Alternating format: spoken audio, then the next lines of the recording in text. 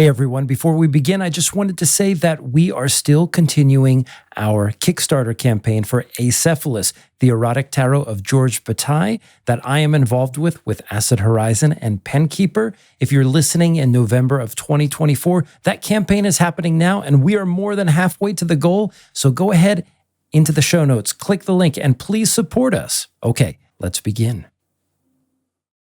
This is Left Hand.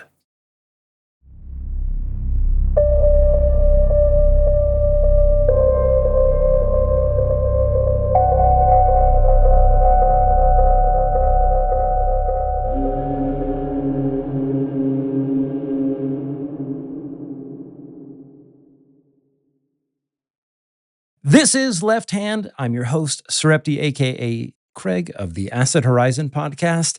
And with me today, we have friend and colleague in the online space, Collage. And I know Collage from our reading groups and the Acid Horizon Patreon. And they've been an excellent contributor there and very excited to have them on the show.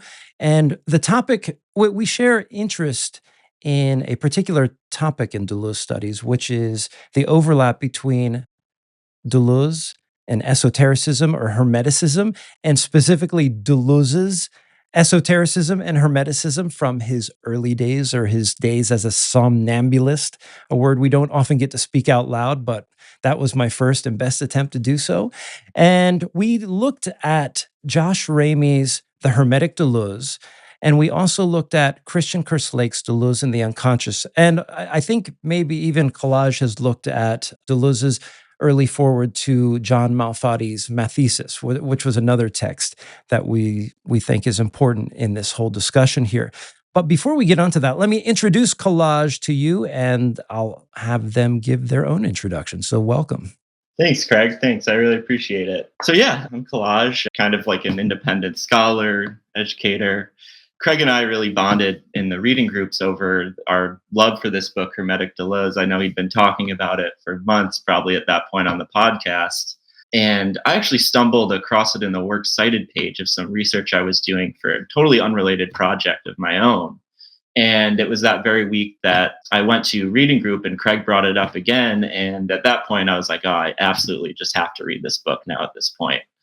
And, when I read it, I was just absolutely blown away because it just completely spoke to absolutely every reason why I felt so drawn to Deleuze's work.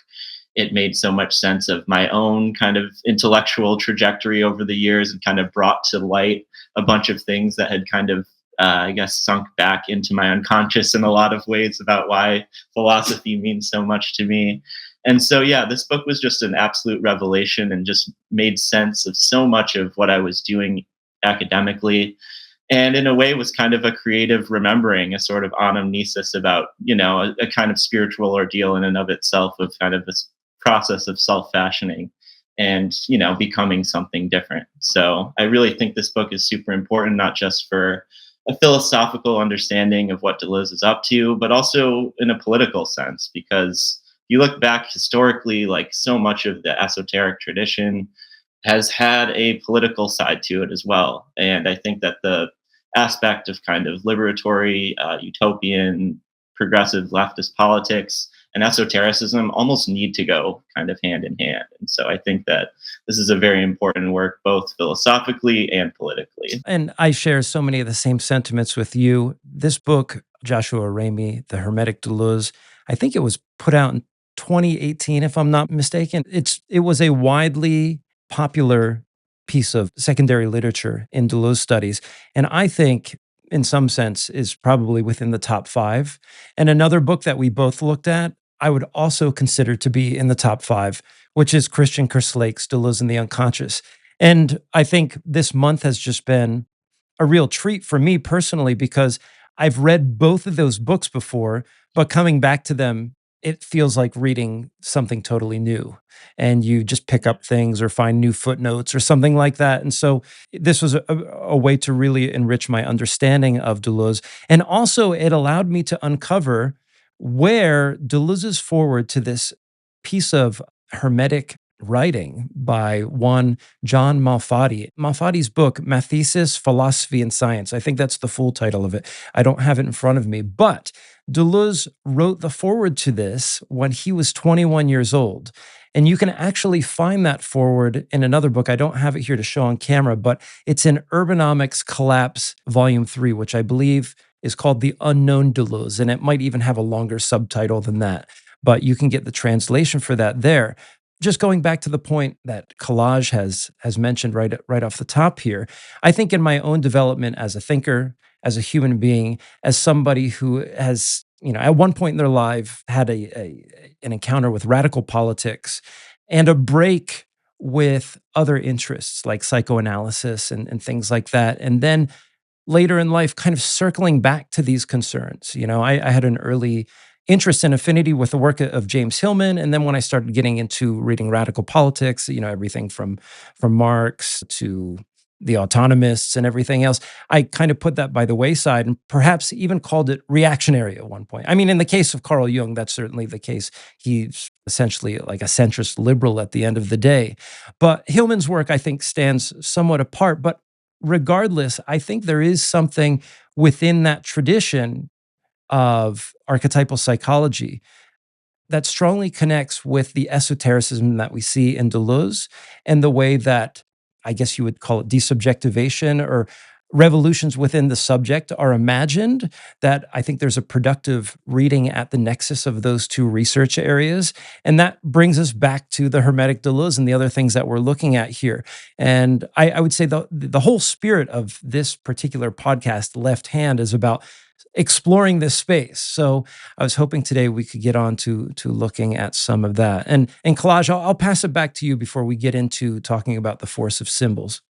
Cool. I mean, I couldn't agree with you more that like just, all the text we've kind of been sharing back and forth these last few weeks kind of in preparation for this has been like an absolute joy. I mean, I've been, in the midst of a semester at school and kind of stuck in academic texts and not really getting as much time to kind of, I don't know, just deterritorialize with Deleuze, I guess, And so it's been just an absolute joy. Deleuze and the Unconscious, for anyone listening who hasn't read it, please read it. It's such an important book, clarifying like the distinction between Deleuze's conception of the unconscious and how he utilizes Jung to sort of break with Freud, which is like just so utterly important for understanding what's going on in Anti-Oedipus and beyond, and even before, I guess, too.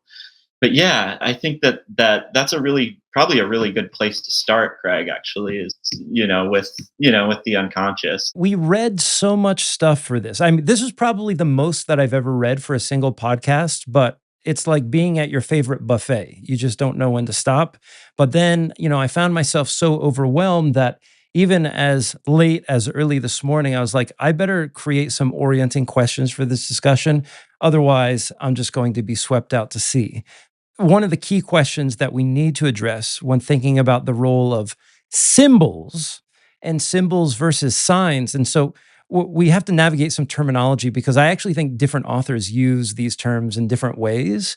So we'll make a distinction right off the bat. I think there's a distinction between what, for example, Deleuze thinks as a symbol and the way that that's put in Ramey's work and even Kerslake's work, and then what we understand as a sign. And so symbols, this will be the focus of our discussion because we're looking at chapter 3 of Hermetic Deleuze, The Force of Symbols, are objects which incarnate transformative effects.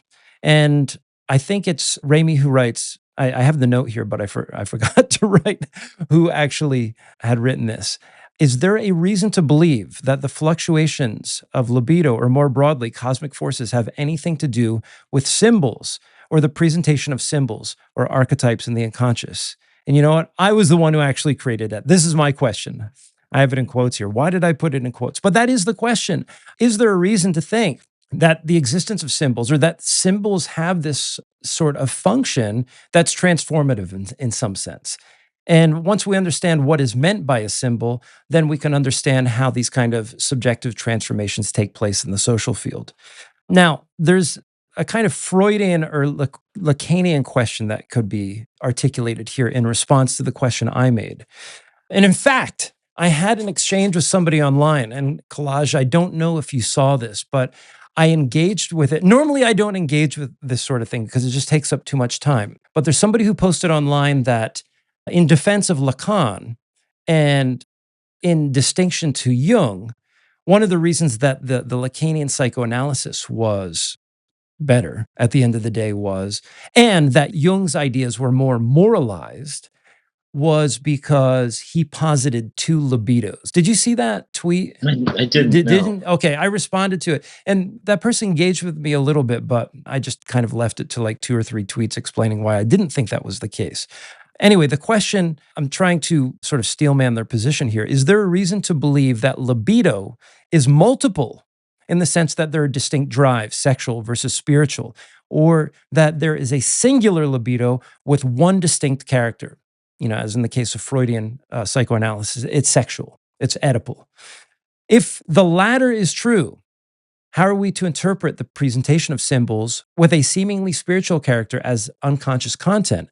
But if the former is true in some sense, it returns us to the first question I think that we've put forward is how do we think of a libido that both has maybe sexual characteristics or spiritual, psychical characteristics that are part of our individuation that are not reducible to sexuality or the idea of Oedipus in some sense? And so what is Jung's argument against the notion of libido as a simple Oedipal desire? I think that's an important starting point for me in this discussion here. If we understand that and we see what conceptual tools that Jung uses then to develop a paradigm basically counter to Freud and in many ways subsumes many of the axioms of Freud's system, then you can see why Deleuze found that to be important and then how that then gets rearticulated in Deleuze's philosophy. Yeah, I mean, I think one easy way for us to maybe approach this question is to just kind of like work backward from what we know from Deleuze and Guattari already in Anti-Oedipus. And at least Kerslake talks about this quite a bit in his chapter, is essentially the fact that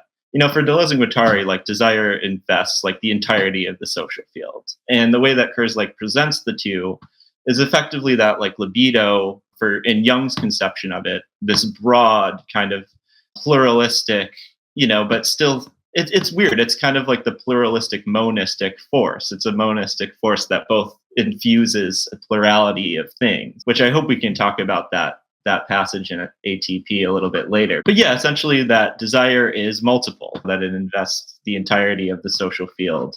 Whereas for Freud, he posited basically a libido that is primarily sexual in nature.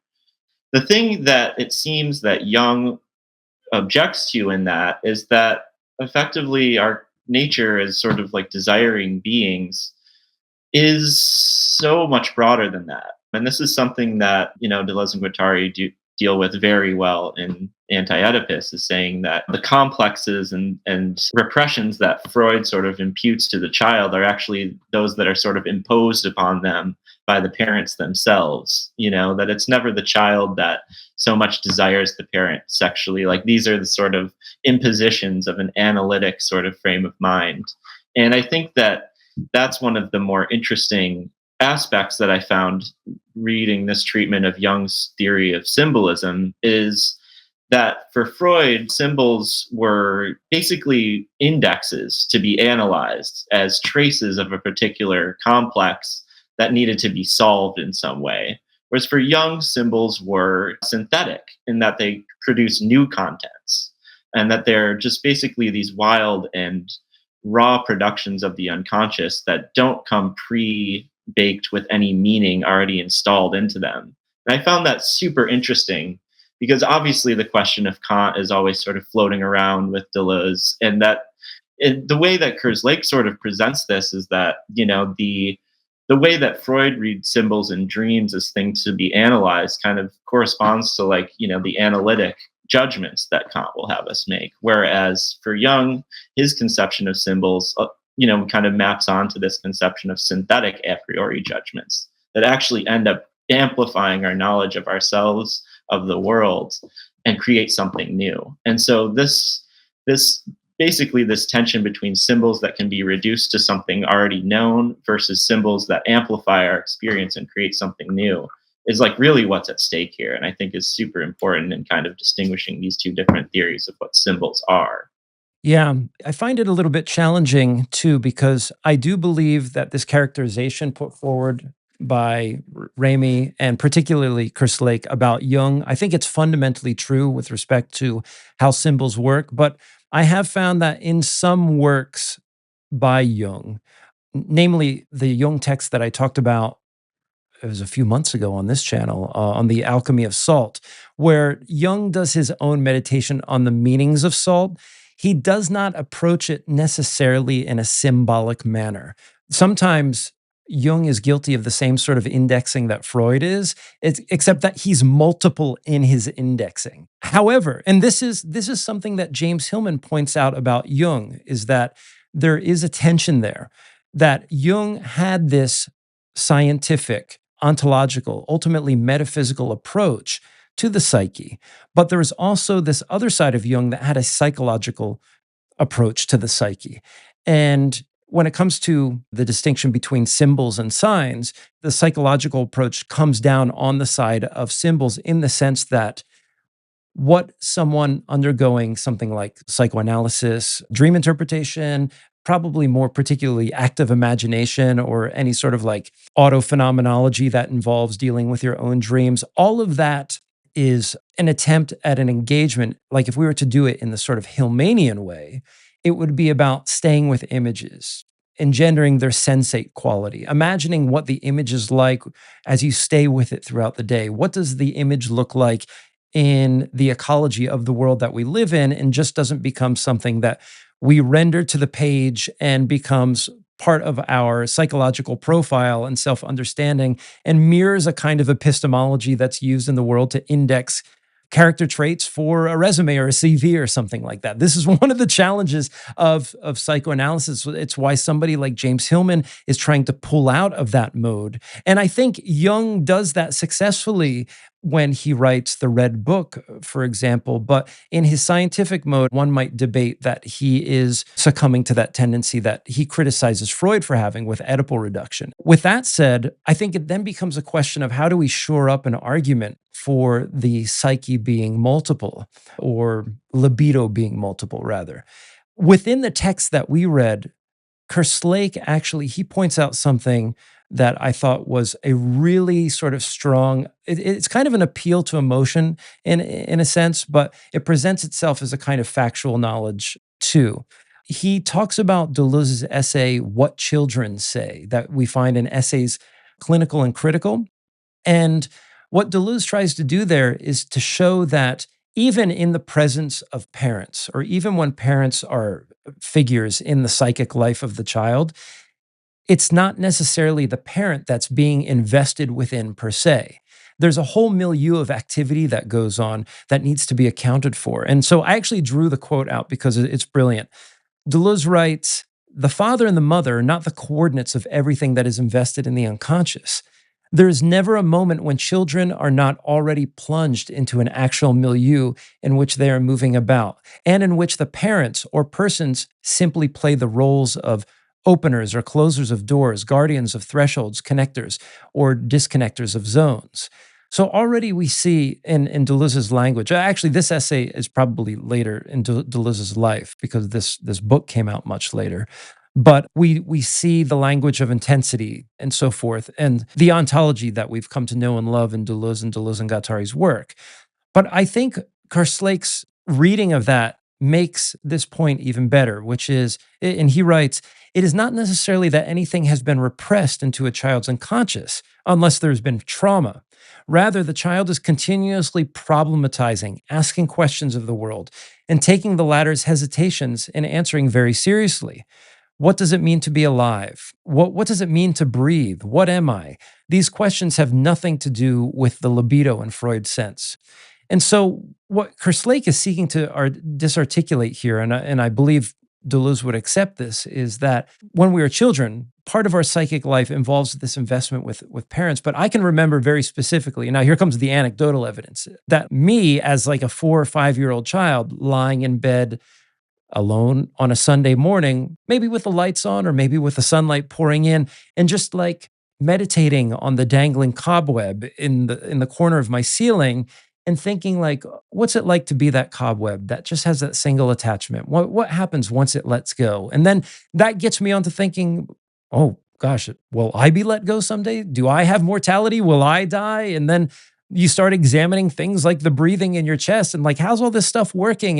And those kind of questions seem to be of a different order. Just on the face of it, don't seem to be immediately reducible to anything sexual. I don't know if that's a knockdown argument for saying that the libido is multiple, but it does show us that its expressions are certainly multiple. And the idea that something like a symbol for meditation, like even if it's a cobweb, for example, can introduce us to this whole different level of thinking about life and put us onto, and this should be a key word in our discussion here, a kind of fascination with different objects in the world, like this cobweb or Descartes' ball of wax that get us to think new things and effectuate new realities for ourselves. No, that's so great. I'm so glad you brought up the stuff about the child because it just really, it kind of clued me into a little bit of what's going on with, Nietzsche and Deleuze and his picking up on this becoming child thing, because that was so much of a part of Deleuze's sort of exposition of what problems are, and this is what you're talking about, these strange ways in which reality presents it to self as a symbol, as something that, forces us to think and demands that we think. And I think that I can completely agree with you that it was those moments of being a child in which you're sort of, you know, confronted with the uncanny in the very much normal spaces around you that really jump starts thinking. And that if I think back, like that's precisely why I'm here today, so fascinated with this stuff as an adult, still asking these kind of questions. For me, it was there was a giant blanket, on our living room floor. And I remember just crawling under there and just being absolutely absorbed in this like topological space and just wondering about the dimensionality of, and then you start to question, space and time and all of this stuff. And before we go in more into problems, I think that it's a very interesting aspect of what Kerslake is imputing to Deleuze's understanding of symbols is the way in which that they force us to enact these sort of abstract, like spatial dynamisms in a very, very abstract way. And that in some sense, like they absolutely ask us to sort of reorient our relation to space and time themselves. And it puts us into an intensive relation with space and time. And that the very process of creating a symbol is basically involuting these aspects of the virtual into a concrete shape. And I thought that that was just like a very interesting way to think about symbolism as a kind of involution in and of itself of space and time. And in this very abstract sense that can't be any reduced at all to sort of like any specific set of empirical determinants, even though it could sort of reinvigorate those as we sort of go through this process of dramatization and enactment of symbols as we kind of do symbol work and live with the symbols themselves. And this also takes us back to the question of politics, too, because right off the bat, when we say intensive versus extensive, it raises the question for me of, and I think it should for everybody, like if you want to change the world, we have to do it extensively somehow, right? We need to change the material conditions. We need to give the means of production to these people over here. These are all extensive shifts. But the importance being highlighted by Deleuze here is that there's a level at which, unless things change intensively, or should I say, there's a kind of linkage or there's a synergy that happens between intensive and extensive exchange that Deleuze is highlighting. And one of the ways this occurs is through the lowering of thresholds. And some of those thresholds can be things like, I don't know, just getting drunk, right? Can be a way to lower an intensive threshold, but also in the state of dreams, somnambulance, vertigo, even becoming class conscious, being aware of material conditions, going on an intensive voyage, whether it's through writing a fiction or making ambient music. And I think one of the questions that comes out of this is that in order to have a sense of robust class consciousness, it needs to be attached to a cultural movement that is equally intensive. There have been arguments, against like we need to put the art aside and get on to thinking about class consciousness. I just don't think it works that way. I think that the kind of embodiment that Deleuze is impelling us to undertake involves both of those things. I couldn't agree more. I mean, I think that just to look at it quite simply, I mean, like reactionary forces are the forces of the actual. They simply are a force that strives to conserve the actual at all costs.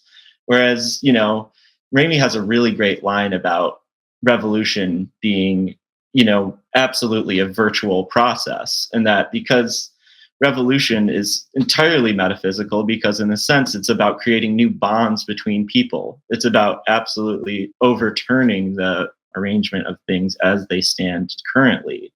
And so if we can never get beyond the sort of concrete material specificities of our time and place, and discover new ways to imagine those differently and new ways to enact them differently, there's absolutely no way we can ever end up changing those concrete instantiations. And this certainly isn't to diminish like the very important work that people do and that we all should do in terms of like actually engaging in material struggles, but to reduce our sort of political imaginary to just articulation of demands and specific concrete programs completely delimits us in advance to playing a sort of reactive game, asking the powers that be to grant us rights or concessions or anything of that nature, instead of absolutely using an active imagination to create a new political landscape ourselves. And that's why I think this aspect of symbols is allowing us to sort of dynamize our relation to space and time is what's absolutely important here. Because if we think about new sort of social arrangements, new ways of living in the world, it involves like a fundamental reorientation of the way that we exist in space and time in the actual. And it's precisely through this engagement with virtual dramatization and imaginative sort of symbol work that we can sort of begin to envision new possibilities in this regard. And these forces, of course, can be used for evil as well. And this is something that gets touched on. I think it was in Ramey's chapter 3. I was thinking while I was reading it today that, well, maybe I should first say that I just came back from Brooklyn, where we did the event with Stuart Kendall. And, part of Bataille's general problematic over his lifetime is to understand why things like persuasion and logos don't have the power of pathos, and why the fascists in their cleaving to myths and mythology have been so successful in fascinating the people and creating not necessarily an ideological bond in the sense of here's a complete thought out system, but an affective bond or an aesthetic bond that then gets politicized. And I think this speaks to one of the successes of the Trump campaign in the recent election is that, I mean, at one level, the Democrats really, they don't have anything to offer. They just had no positive program. I mean, that's really one of the biggest problems. And like even in the face of Trump threatening to put tariffs on basically everything, and Elon saying something to the effect of there will be temporary hardships, people still went for them. Why? I think part of it has to do with the Trump campaign has vivid, recognizable symbols, sloganeering, the Make America Great Again phenomenon it's all part of the messaging, but it's not just messaging as such. There's this sort of affective resonance that gets people, up out of their seat to vote for him. I mean, despite the fact that he lost previously, but the fact that he was able to make a comeback, I mean, certainly speaks to the effectivity of that approach. And so I think there's real stakes in understanding how this stuff works politically when it comes to forming communities or when it comes to imagining futures and to live our lives in the face of the despairing actual world that we live within. You really touch on maybe the important question here as we're sort of dabbling in esoterica and stuff, is the way in which the right has definitely, used these forces in the past, the Nazi regime being a big example, and, a number of other figures you've drawn on sort of mythological and esoteric imagery and all of these sorts of things. And I think that, in a lot of respects, the Trump movement, does draw on a certain kind of mythology of its own and has a story to tell. And it's, the American mythology of the businessman and, these sorts of the things that we kind of turn into idols here in this country. And I think that there is almost no other way to explain the Trump phenomenon, I think, in my opinion, other than relating to this question of fascination and of the kind of, the kind of spell that it casts over people. And the thing about them is that they have a narrative, and as of right now, it's very difficult for the left to articulate a story that is able to enchant people in a way, because our imaginations have just been so impoverished by the workings of capital in the neoliberal era that, one of the things that Kerslake is really great about is that, they've absolutely managed to fascinate us and spellbind us in such a way as that our imaginations have been absolutely shut down and delimited. And, it's funny that, we're talking about this now when, Fukuyama comes out of the woodwork every time Trump gets reelected saying, history is in fact over. But, there is a certain truth to that in which, people don't have a sense of the future anymore. And I mean, I think there's a very real reason for that. And it's because of, ecological collapse, the basically impoverishment of our lives that's gone on at the hands of capital for so many years. And I think that there are a lot of, very material reasons that are, inhibiting the imagination right now. That brings me back to that section in Kerslake where he brings up Zizek and the postmodern and the commodity, where Kerslake writes that the desirability of commodities arises from their power to fascinate, to suspend empirical reality and embody the quality of transcendence. The structure of fetishism is we know what really is, but all the same. And Zizek argues that the postmodern subject is fundamentally cynical, obeying the law in order to have the pleasure of enjoyment of the commodity. In order to counteract this tendency, Zizek invokes a psychoanalytic discourse of trauma. We must recognize that the enjoyment involved is itself a response to the traumatic and contingent encounter.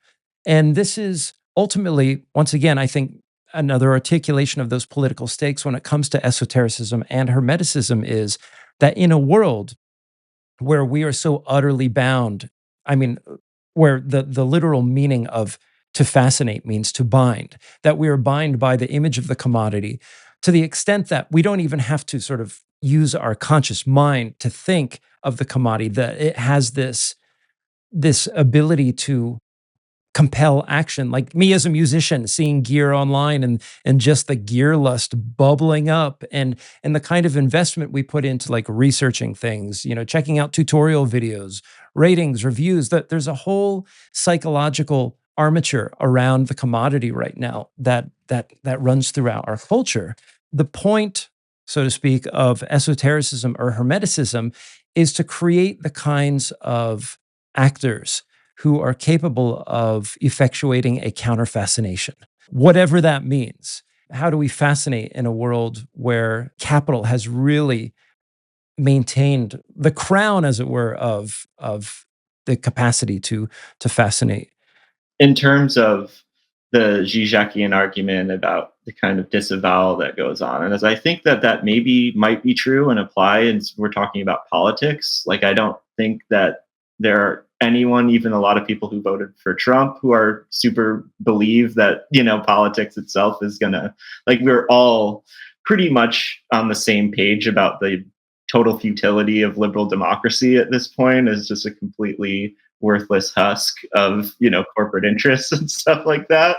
So I think that aspect of it is true. But in terms of the effective cultural dimension of our contemporary situation in terms of commodity consumption and that sort of thing, I think that this logic of fascination absolutely holds there.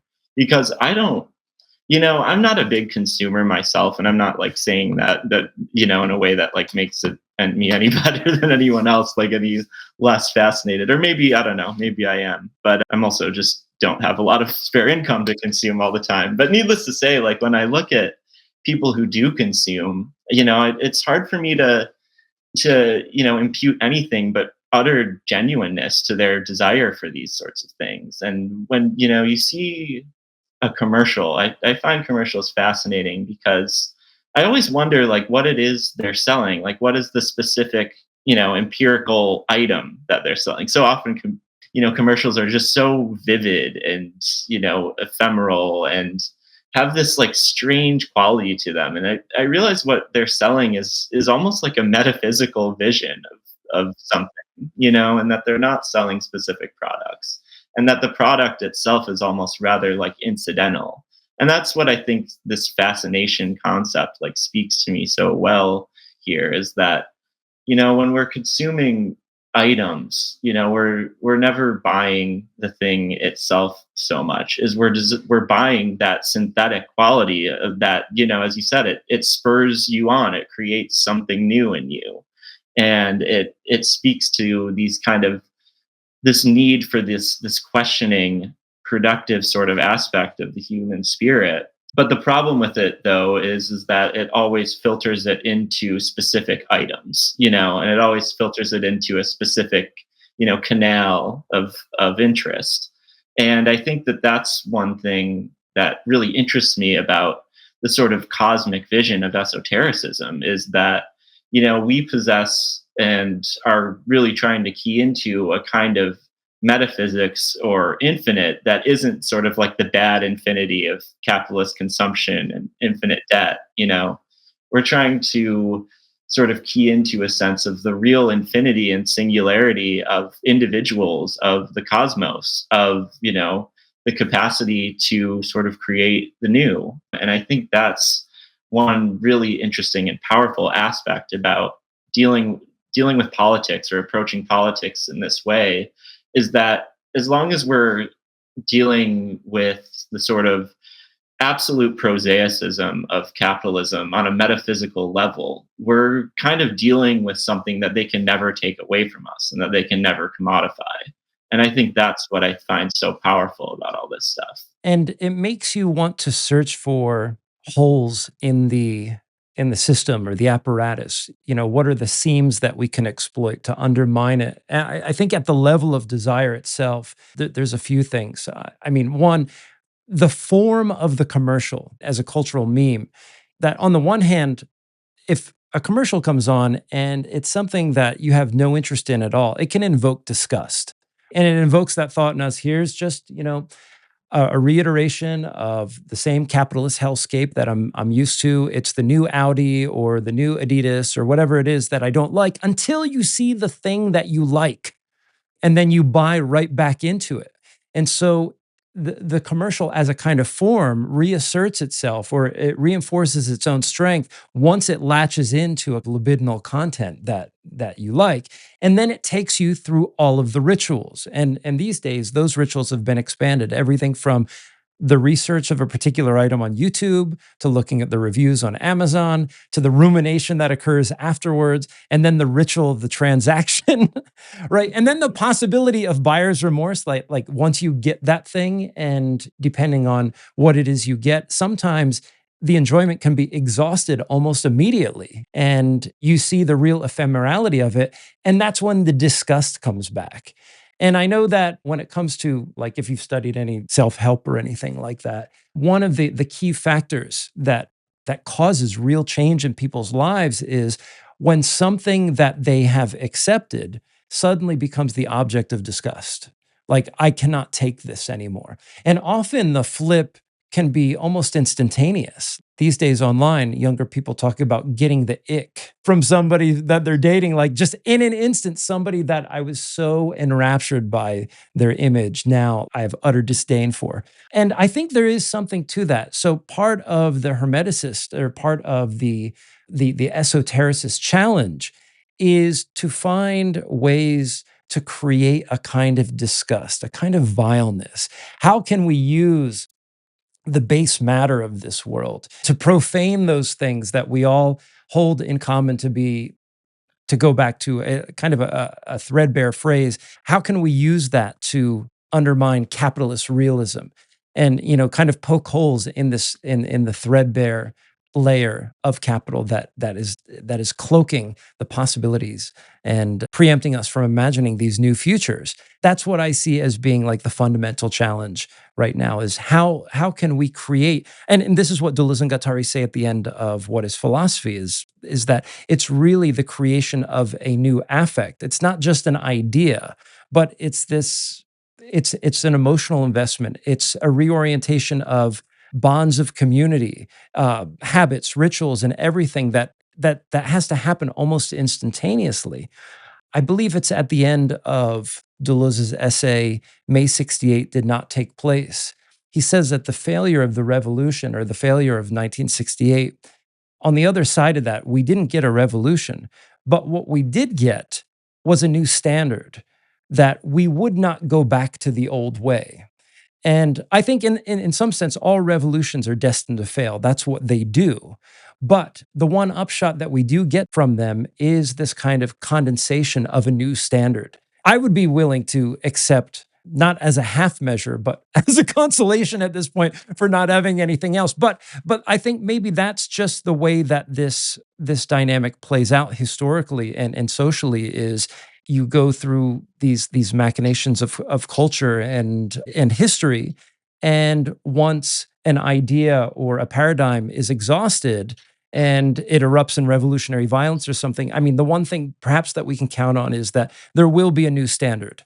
Yeah, I mean, What is Philosophy has some of the best passages on revolution, and about, revolutions are monuments that never stop sort of giving to the future and never stop, inspiring those that, came after.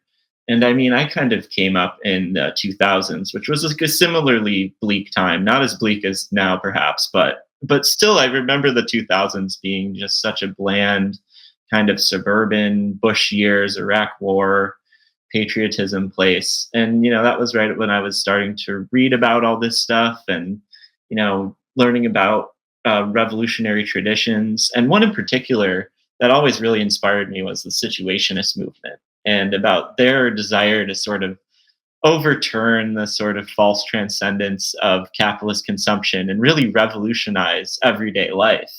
And even though their revolution failed, that it's just tying it back into this May 68 thing, it inspired me. Like it created a new sense in my life. And it had produced something in me to go on and continue to pursue this stuff, and inspired me to seek out other people and seek out texts and try to differentially repeat something about the beauty of that revolutionary monument, even though it failed. And that's, for Deleuze, sort of the litmus test of a successful revolution. Does it continue to produce sense even into the future, even after its failure?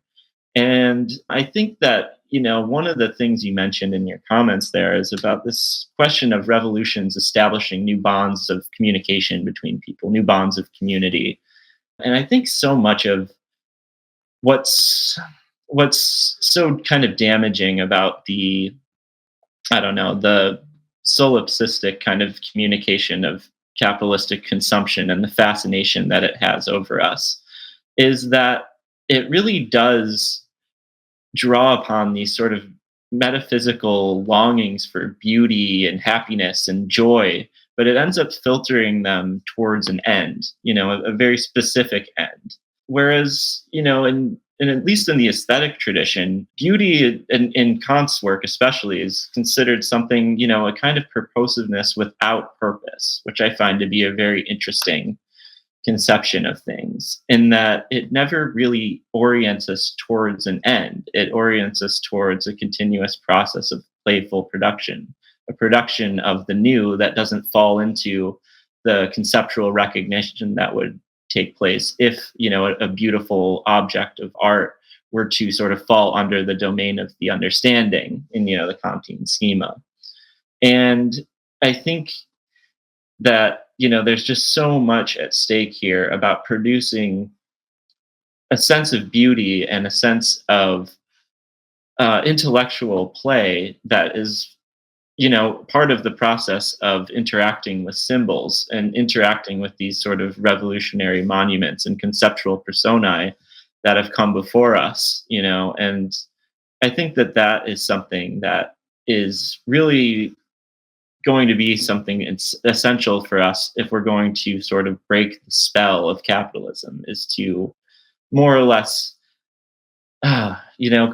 produce new symbols that don't, you know, turn all of our energies and desires towards a finite end, but rather towards an infinite sort of openness instead. There was an example that Ramey puts forward in the Hermetic Deleuze that I think is kind of like a Deleuzian koan, I guess we could say, where Ramey writes about Deleuze's reading of the riddle of the Sphinx. And I think with respect to, the change in orientation to symbols and signs within the capitalist milieu, I think the riddle of the Sphinx gives us a little bit of a clue as to how Deleuze is thinking about this and how this is applicable to what Collage just said here. First of all, if you don't know what the riddle of the Sphinx is, it's this: what creature walks on four legs in the morning, two legs at noon, and three legs in the evening? And is my cat meowing into there as I say that? So I got the four-legged creature right here and the two-legged one right here. But of course, it's the human being, right? The baby crawling, the adult on two legs, and then the elderly person with a cane at the end. But Deleuze's reading of it is interesting because I think with respect to how we view the epistemology of revolution, if we read the riddle of the Sphinx just to find the answer, once we've achieved the denouement, like we know, I get it. It's the baby, the adult, and the elderly person. The riddle's over, and the fascination with it is over too. And within the riddle itself, and not the answer to it, what we have are various creatures, or we have one creature that takes different shapes. So we have this intensive bundle of the four-legged, the two-legged, and the three-legged creature. And there's a kind of animism built right into the riddle itself. And what Deleuze is asking us to do is, how do we stay on the side of the riddle and not the answer or the resolution to that riddle? So, in considering the kind of epistemological shift that's required to embody a revolutionary consciousness, it has something to do with that. I completely agree, and I think one thing. This brings you back to the something that I've been thinking a lot of as I've been meditating on esotericism as a tradition for our discussion today. Is the way in which it kind of reminds me of D&G's discussion of the itinerant metallurgists in the War Machine Plateau, and almost as if the esoteric tradition itself is a kind of machinic phylum, and what fascinates me so much about that chapter is that it's really a lot about epistemology, in my opinion, and it's gaining sort of a new sense of knowledge that isn't the imposition of a conceptual category onto a truncated slice of reality, but it's a following along with the materials as they are. And I think that's what's so just limiting about the commodity form as a way of life, is that it gives you a material to follow, but the path is already mapped out in advance and the end is already there. I think that's what is the feeling of disgust you're talking about, which we've all felt, or just the utter disappointment, and there's instead a path of, a kind of intensive symbolic sort of way of life that really does open one up to the possibility of following these symbols where they go, of following the new possibilities as they emerge, and not sort of imposing a predetermined path or, epistemological schema upon these sorts of things. And in a way that sort of brings me back to, your thought about the child at the beginning, is that was just one of the greatest passages that stuck out to me the most. And that, the child is a metaphysical being, and it's in fact like these questions that are always producing new feelings in us and producing new thoughts and producing new pathways. And as soon as we accept sort of simple answers to those questions, or decide not to answer them at all, as Kant does, I think that we absolutely close off a huge part of what generates thought in us. And I think that that's a really important thing that we can learn from esotericism, is that it's a tradition that asks everyone who engages with it to sort of take up these questions. What is the nature of the cosmos? What is my place in it? These really, really big, massive, massive questions. And what's so fascinating to me is that everyone writes their own, tome about, what it is like, natural philosophy, their theosophical vision. And what's so great about the tradition, though, is the fact that, you know, it's really about that singular engagement that one brings to it, is that you can only engage with it singularly. And it's precisely that process of engaging with it as a singularity yourself, engaging with another singularity, which is kind of the universe itself in a way. And that there's just so much that we do here when we're talking about things like universals and all of that, where we take a particular and then we install it in the place of the universal and end up basically doing great conceptual violence to everything underneath that schema, which it is just so much of what modernity's been about and so much of what we're struggling with now. But when you realize, in a sense, that the universal isn't a being, isn't a particular, but is in fact a kind of singularity in and of itself, it creates a whole new space for engaging with this question of universality, which in a way is just so much about what leftist politics needs to kind of figure out going forward, because we've had so many missteps dealing with this very, very big and difficult question that in fact is a question that we really can't answer definitively once and for all because of its utter singularity. Yeah, it reminds me of that section in the chapter in Ramey where he talks about Deleuze's relationship with the Hermeticist Pico di Mirandola and the whole concept of the great chain of being, and Pico di Mirandola's reading of that as a way as something that informs Deleuze's concept of becoming and becoming animal in particular. And often we associate Deleuze with a kind of anti-humanism. But if we take Deleuze and the sort of Deleuze Pico di Mirandola assemblage as one for just one moment, we can use the concept of the human in a different sort of way. And actually, I think this is the way that Deleuze intends to use it, not retaining humanity as a category where humanity is a kind of imperium, where the figure of the human is on top, and then it's just bigger and better than everything else. And all of existence hitherto has been feeding into the possibility of this grand cosmic achievement in the human being.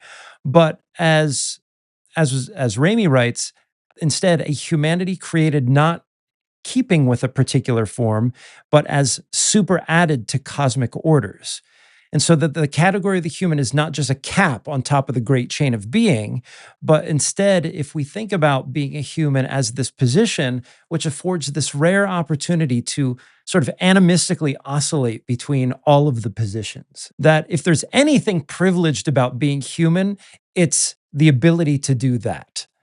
And so the politics of becoming animal is to counter-effectuate the pressures of the demands to be human, of which the pressure of the commodity is one of them. We are reminded of our humanity in that moment. And I'd like to think, maybe just to bring the concept of disgust back in, there's in that moment of disgust or in the feeling of regret, there's a sense in which perhaps we feel as if we've lapsed in our ability to become other. Like we could have not done this. We could have not been, grabbed by this. It's almost like a failed romance in a sense. Like I wish I had never fallen in love with that person. I mean, but it's happening in a much more crass and truncated way when we're raptured by a new commodity or something. But the demands to be human, the demand to be rational, and so there's a way in which we can think of humanity as that which contains the microcosm. That's the esoteric way of looking at humanity versus this more crass metaphysical Western philosophy way of humanity as an imperium. Yeah, I mean, it's so great. Cycling back to the nomadology, it's like we are sort of like a metaphysical nomads. This is what I get from that passage there. And one of that was sort of what they're talking about when they're talking about becoming sorcerer, at least as Kerslake reads at the end of that book, is sort of the ability to tap into the very different types of species existences that exist outside of us. That there's so much of what being human is like. And they talk about it in terms of universal sympathy, which I find really interesting.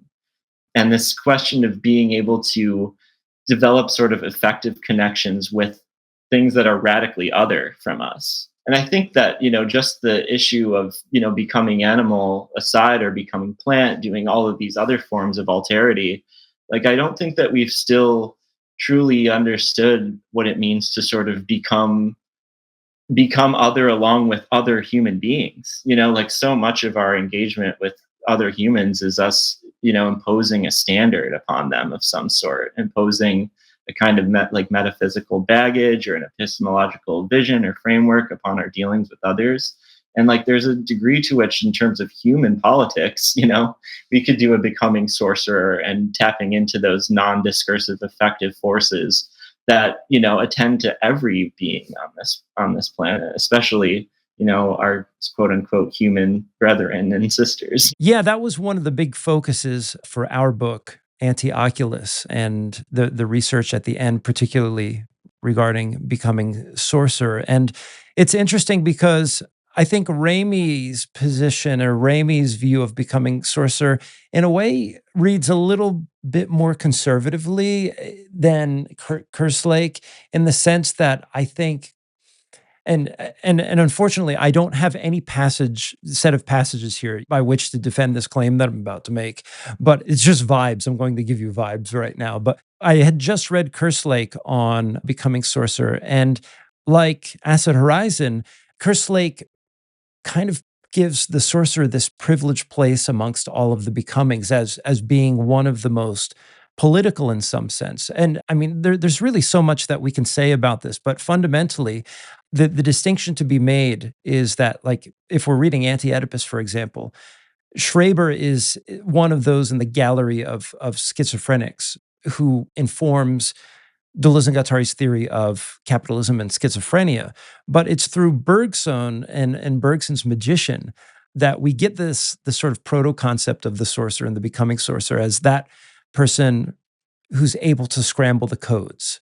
What does a sorcerer do? If we look back at A Thousand Plateaus, which I know you wanted to talk about a little bit, and one of the things that we talked about in the reading group is that how a sorcerer, through an act of alliance with a demon, can actually disrupt tendencies or habits or rituals of filiation by having a demon go and have intercourse with somebody, take the seed, and go to, I don't know, somewhere 60 miles away, or maybe just down the block, or somewhere on the other side of the planet, to inseminate someone else, to create this new sort of like transversal path of alliance between these beings who don't know each other. And so it's through this power of sorcery that we can understand an extant milieu, the way that things actually are, understand those codes, and then use the power of fascination and fabulation to create something entirely new. Yeah, I thought another thing that was very interesting about the sorcerer, which, and I guess particularly Bergson's discussion of like the mystic, in which, Deleuze unmasks as the sorcerer, I guess, at the end in A Thousand Plateaus eventually. But it's a figure that is able to overcome the sort of antinomy between instinct and intelligence, or in this, discovery of intuition, which I think is really, really interesting in that it touches on the sort of Nietzschean problem from Genealogy of Morals about how to stop being sort of reactive beings. And I think that this kind of gets us back into the realm of esotericism too, in terms of this question of mathesis universalis, and this kind of intuitive science, Spinoza's knowledge of the third kind, whatever you want to call it. And this Ramey has a really interesting thesis that I didn't notice reading the book the first time around, is that, the passages at the very last page of What is Philosophy that we were all kind of, or at least I was very much puzzling over, about the non-philosophical, pre-philosophical plane that haunts philosophy.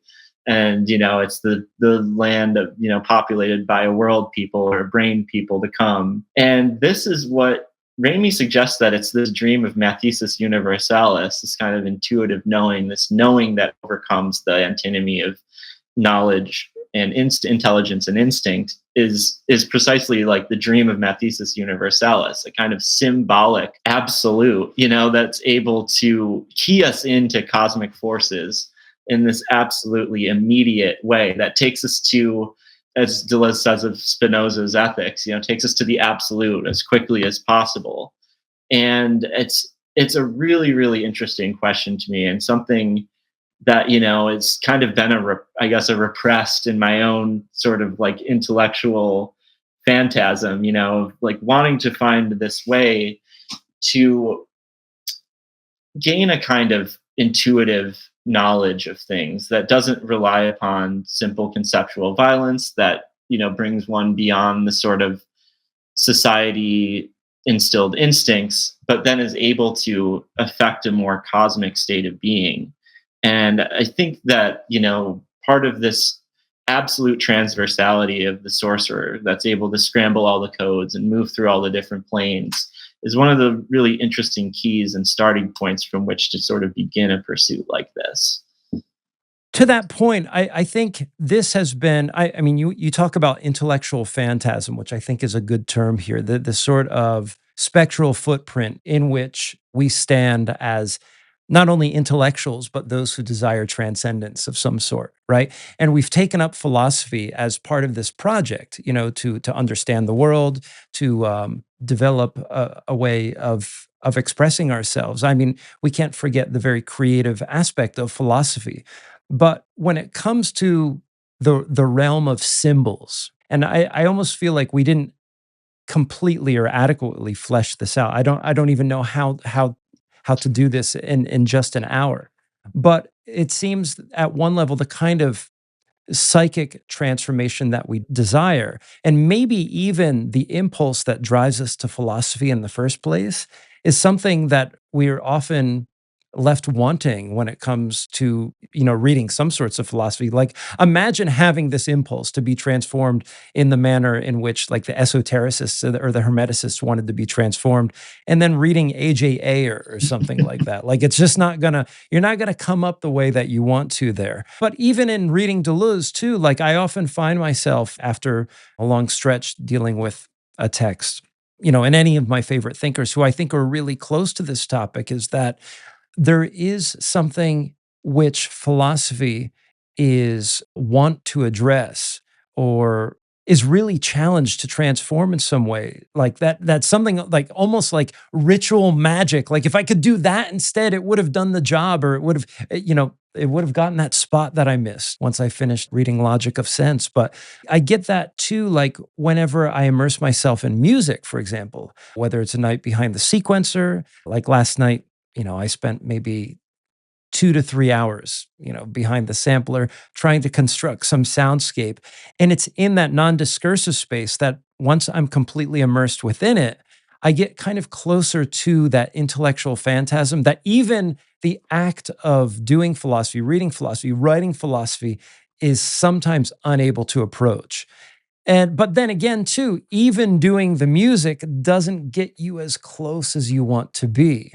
And that's why then I have to rely on something like a good wild dream that I just wasn't expecting, like really when my guard is down and the threshold of consciousness is like all the way lowered, that then, something comes into my imagination. And of course, where my ego is completely suspended, that you're allowed, at least for a moment, to indulge this wonderful alien feeling that some dreams put you within, and sometimes you get to indulge the effervescence of that maybe in the moments upon waking up for like 2 or 3 seconds. But yeah, I think that's part of the challenge of this lifestyle too, as a philosopher, as an intellectual, as a musician. And you're sort of navigating through these different channels, and you want to feel that sort of connection with the thing, the one, or whatever it is. And sometimes it could be that maybe the politics is lacking. I mean, so much of the soul searching that we do, I wonder how much of it would be ameliorated with like just the right kind of massive revolutionary change. I feel you 100% on everything you said. I mean, there is that desire to just be keyed into that sort of egoless space, for it's, in common parlance, like the flow state, or whatever. But I mean, It's a really interesting question you bring up about whether or not that would be ameliorated with revolutionary change, because Ramy ends his book with sort of asking us to do a typology of sort of imminent experimentalists. Is that part of Deleuze's project is characterizing all of these figures, who've discovered these practical handbooks about how to engage with immanence or the absolute or whatever. And that so many of their projects sort of ended in failure, because of the lack of a social assemblage to support that kind of intensive exploration, which is, I think, one of the challenges like we all face kind of doing philosophy and, not doing AJ Ayer style, academic philosophy. But one of the things that really inspires me about Hermeticism, and the more I like really learn about it in a technical sense, is that I really think it's useful to look at it as, what Ramy, I think, describes it as like a hermeneutical enterprise, or I like to think of it as like a particular orientation towards not just text, but towards experience, generally speaking, the world itself. And it's an orientation that prefers to remain open to the intensive aspect of things. Like instead of, in They Live, where he puts the glasses on and sees how things really are, instead we need to take the glasses off. We need to refuse the sort of lenses of conceptual recognition that we've been, implanted with by the various discursive formations in order to, really, really do this, understand what this feeling of universal sympathy is, to really, truly communicate with others in a way that hasn't been plotted out in advance for us by the linguistic commodity form of words, and I think that I'm really happy you bring up music, because so much of the Becoming plateau was very musical in nature. It's where they deal with this late, and it's really interesting that like Adam pointed it out during the reading group that I somehow hadn't noticed, that at the very, it goes from the becoming music portion of that plateau right into the refrain portion of that plateau, of the next plateau, excuse me. And I think that that's a really important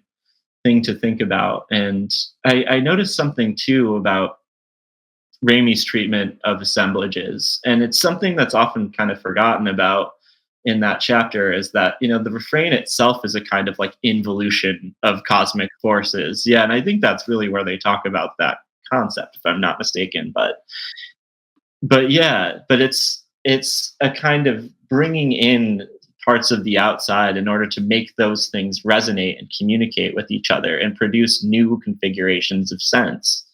And I think that that aspect of like what we're trying to do here, to just kind of remain open to the very strange and weirdness, like the very open metaphysical nature of the way things are. I mean, I was reading, I was trying to like understand Deleuze's relationship to Husserl better a few years ago. And so I picked up ideas, and I'd never really read Husserl before. Oh, And he's I'd kind tough. of, He's tough. Oh, man. It was, yeah. yeah, that was some of the worst stuff in phenomenology in college. But anyway. It's not easy. And I'd honestly had this like Foucauldian sort of allergy to phenomenology. Like I'd read so much Foucault and had just completely internalized his like kind of just rejection of that whole tradition, and for very good reason. And I was like so resistant to it. It's like, oh, the transcendental subject, blah, blah, blah, all of this. And when I started reading it, it actually completely blew me away. And just the nature of it as a spiritual practice. Like there's something very zen about what Husserl's doing in those eidetic reductions, and exploring the different dimensionalities one can bring their consciousness to as they interact with objects. And I think that that's something that's a really interesting avenue of thought to pursue. So we're talking about, esotericism, philosophy of the as a spiritual ordeal, is that it's always part of these like intensive exercises about the ways in which we can discover sort of new configurations in order to actually engage with, the outside, to figure out new ways to kind of remake and remold and make our mental machinery sort of more malleable than society sort of wants it to be. There's actually an excellent turn of phrase in the Ramy chapter that we read Actually, no, it might not be in the chapter. It's one of the sections on second birth. I know that was something that we wanted to talk about. And the concept of a second birth is something that we get, I mean, not only from mythology, but it passes through Jung and it comes through Deleuze as well as, I mean, as a metaphor for a lack of better word. I mean, of course, the Deleuzians are not going to like that. But in this case, it's apt because what the second birth is for Deleuze, at least in the alchemical sense, and Ramy writes this, he says, it's a refusal of flight to the ideas for the sake of the redolence of inchoate potential. I mean, that's a pretty dense sentence. And then he says, this is the refusal to identify the inherent problematic with falsehood, and a decision to affirm the open and inconclusive nature of becoming. And so maybe as a way to combat the the allergy to phenomenology, rather than positing the sort of metaphysical contours of like what experience is like. It's about a refusal of ideas at one level so that one can embrace this well of potentiality, but not have it rendered in such a way that makes it immediately identifiable, that it doesn't get run into or like cast into a new problematic, where once again now we are subject to the schema of true and false, and what is more true and what is more like a simulacrum and that sort of thing. And it creates a kind of opening in our thought, in our being, and in our experience. And once again, this brings us back to the question of a revolutionary epistemology. It is one that involutes the axiom which defines what is true or false. There's actually a great example that I think connects to this idea that's articulated so densely in these two sentences in Ramy, but I think has esoteric or hermeticist contours to it, which is I read this book called Facing the Gods, and it includes various essays on the various gods of Greek myths by archetypal psychologists, one of whom is this archetypal psychologist named Christine Downing. And she wrote about Ariadne. And one of the things that she talks about is the way that relationships can change over time and how attachments can shift.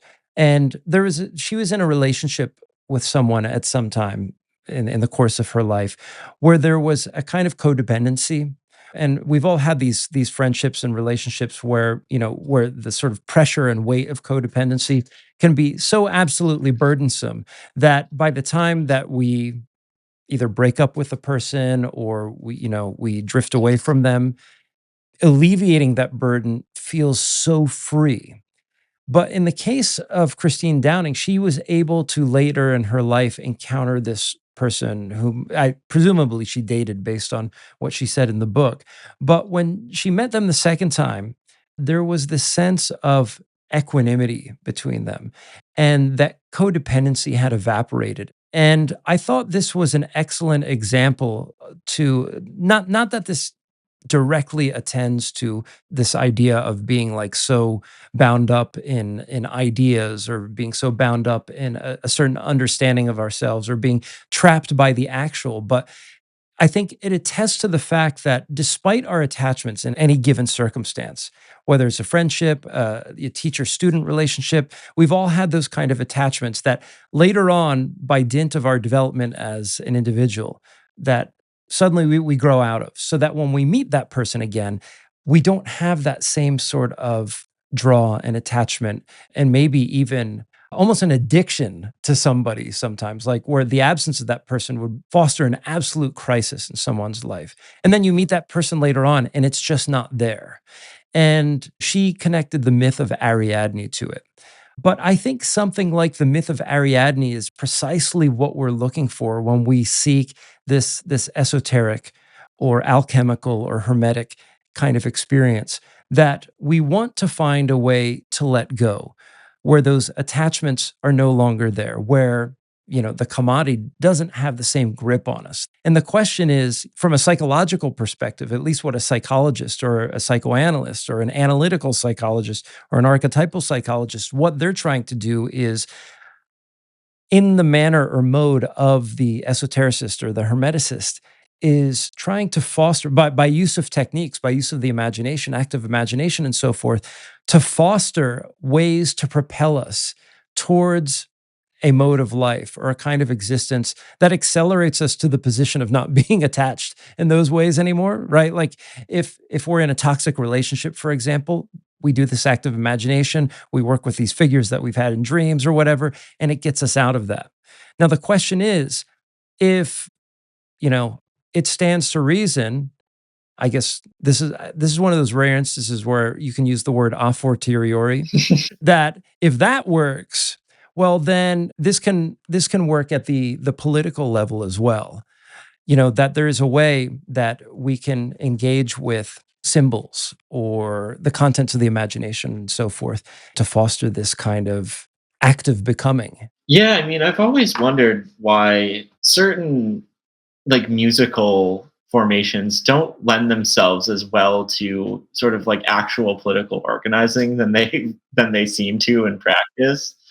It seems like, the experience of music is probably like one of the closest, average kind of everyday collective versions of this sort of, I guess, methesis that we're talking about, or this kind of transcendence within immanence, and it's always surprising to me when you find, like if I'll be listening to a really great band or something and find out that like a reactionary person I know listens to them. I'm like, are you not hearing this? Like, are you not keyed into like what's going on here?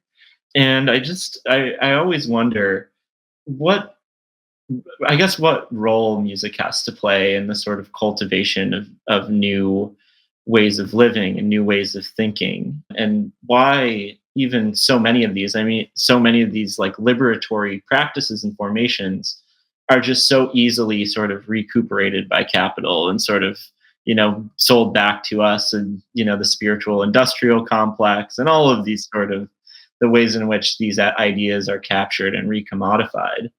And,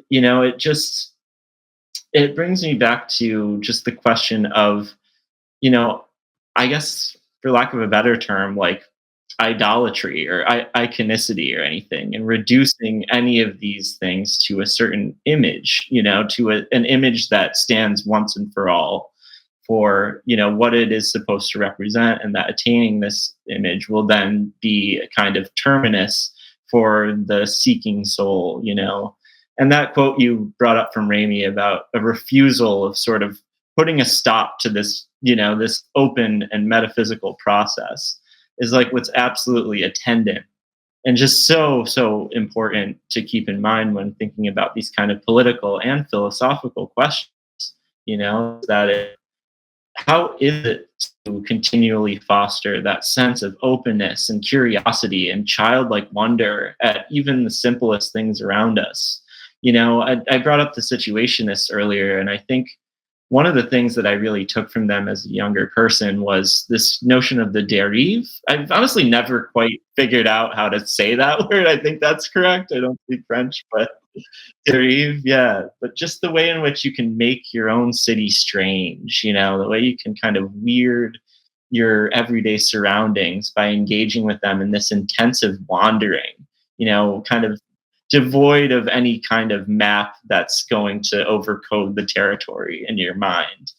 And, those sorts of very simple practices, as I was saying, phenomenology is kind of a way of engaging with objects. I don't know if you remember that quote from Deleuze's intro to the Malfatti book, but, he talks about the cube as a symbol, how it's the way in which we see its three sides actually presents us with a symbolic rendering of space as such, and I think that particularly practices that put one out into the world, into, a social space or a space that's, foreign, and then a new kind of engagement with those sorts of spaces in this like intensive, hermetic, purely singular fashion is a way to just do the you know, kind of preliminary imagination work that sort of needs to be done to kind of make our minds more elastic and more malleable, and sort of break out of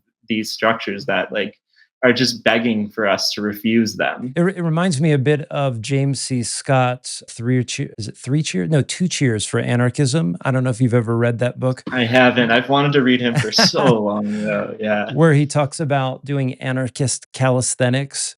It's like, Yeah. look, the light is red. Nobody's coming. Just go. Just go. There's no cop. Just go. Just go. But then there's a caveat too, of course, like if a young child is watching and if, for example, that might influence the child to go when, their parent isn't there and then they might get hit by a car. Well, then maybe you want to sort of qualify your calisthenics, accordingly. But, this has been a wonderful conversation, but all of my pets today are just extremely activated around me right now for whatever reason.